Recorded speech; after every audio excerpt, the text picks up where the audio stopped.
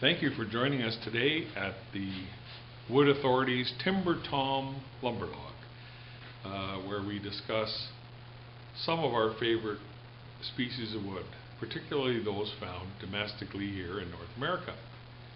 The wood we're going to talk about today is a member of the Butternut family, of the Walnut family rather, and it's one of my favorites. It's Butternut. Butternut is a very interesting wood. Goes by a few different nicknames. One is white walnut, and it actually is a member of the walnut family.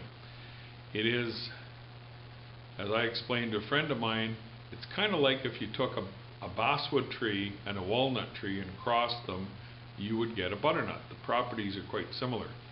Butternut is lighter and softer than walnut. Very easy to carve. It's often carved. People use it for duck decoys and other fine carving. It's just very, very easy to work with hand tools. I have a couple of samples here today. The color of butternut does vary quite a bit from tree to tree and is influenced by soil types. This piece, as you can see, is a lot darker. There's no stain on it. Here's a piece that we've laminated into a live edge top. You can see typical walnut / butternut type defects, a little bit of some bird peck, small knots, bark. There's a little bit of sap here too, and then there's the other side. Really nice burl here, and I've used quite a bit of butternut in things such as jewelry boxes and other small items. It really is a pretty wood, especially if you could find a dark filler, backfill it, and then stain it. It can be stained to look almost identical to walnut, and being that it is a member of the walnut family, it does have that characteristic grain. A few interesting things about butternut. I still remember back to my childhood spending a lot of time picking butternuts as a child, and you could always tell a kid that was picking butternuts because their hands were like dark brown from the stain from the nuts. And we would dry them over the winter time and at my grandmother's place, and then we would take the butternuts, crack them in the spring, and take the nut out, or the meat out, and it is a very, very sweet, tender, oily meat. Much tastier than a walnut. Doesn't have that bitter aftertaste, but it's tremendously hard to get out of the shell.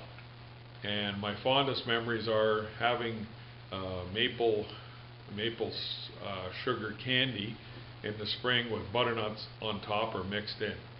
It was just delicious.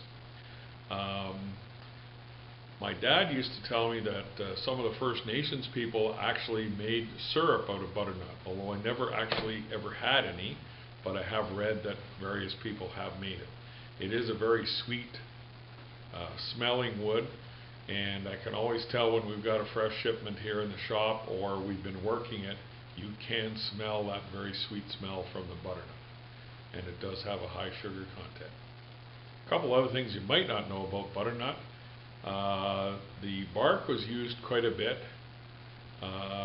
as dyes for dyeing clothing, and in fact, for our friends in the south, the uniforms of the Confederate soldiers were kind of a blue-gray color, a light color, and that color actually came from the fact that they were dyed using butternut dyes.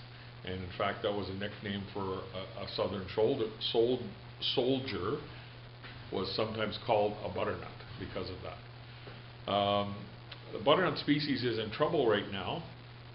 There is a fungus that attacks the butternut called butternut canker, and it's in some areas has destroyed as much as 90% of the butternuts. Here in Ontario, butternut has been added to the endangered species list. We still have some inventory of material that we cut long before that ban went into effect, and there are some states in the United States where butternut is still relatively plentiful. But people are striving to do research. They're crossing butternuts with Japanese walnut to create a disease-resistant butternut. There's also some concern that that canker or fungus may have jumped from butternut to walnut, but at this point in time there's no evidence that that really does happen. For more information on the butternut and other fine woods that we stock here at the Wood Authority, please visit our website at www.thewoodauthority.com or check us out on Facebook and Twitter. Our Twitter is @WoodAuthority, and Facebook, I'm pretty sure you know how to find that. Thanks again for spending time with us, and we hope you have a good day.